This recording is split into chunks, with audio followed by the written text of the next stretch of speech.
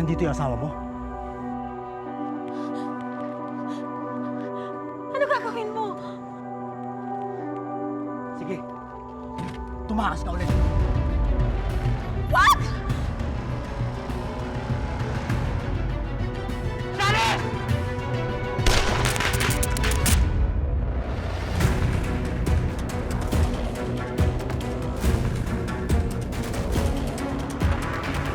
Nandito yung asawa mo. Papatayin ko siya. Huwag mo patayin si Anton. Please, nagmamakaawa ko sa'yo. Sinira niya yung buhay ko. Sinira niya yung pamilya ko! Pamilya? Di ba sabi mo sa akin, importante sa'yo ang pamilya? Pareho tayo, Nick. Importante din sa akin ang pamilya at si Anton yung pamilya ko. Simula nung naulila ako, si Anton na lang ang pamilya ko at kasama ko. Kung iniisip mo na masamang tao siya, hindi totoo yun. Minahal ako ni Anton para sa lahat ng mga hindi nagmamahal sa akin. Kaya nagmamakaawa ko sa'yo. Patawarin mo na si Anton.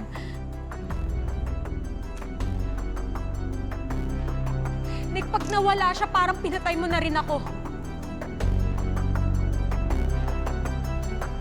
Hindi pa ba tumatawag si Anton?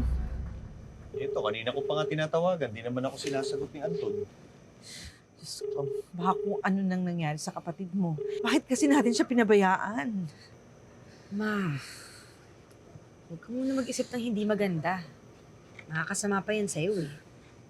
Kung alam ko lang, sumama si Millie sa ibang lalaki para takasan si Anton eh.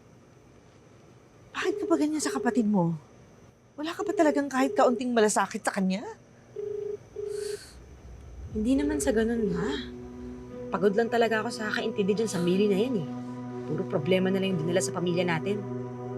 Kung hindi talaga maghiwala yung dalawang yan, baka yan pa magpahama kay Anton.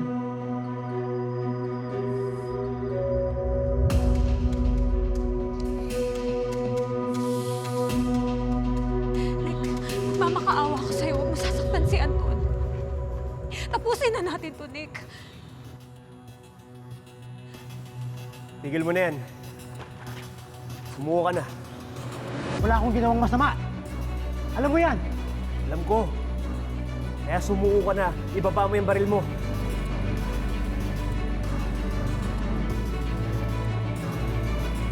Paano na ako? Paano na yung pamilya ko? Tulungan kita.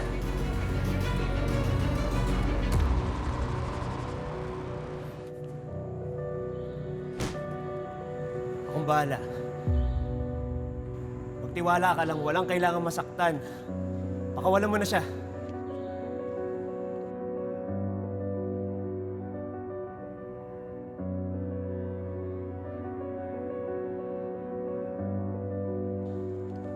Ano yung baril mo?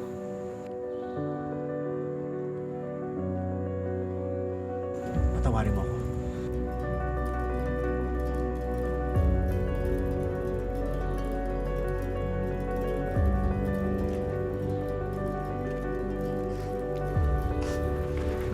Billy! Anton? Hayop ka! Sa'yo rin simula yung gulo. Kaya natapusin ko na rin sa'yo!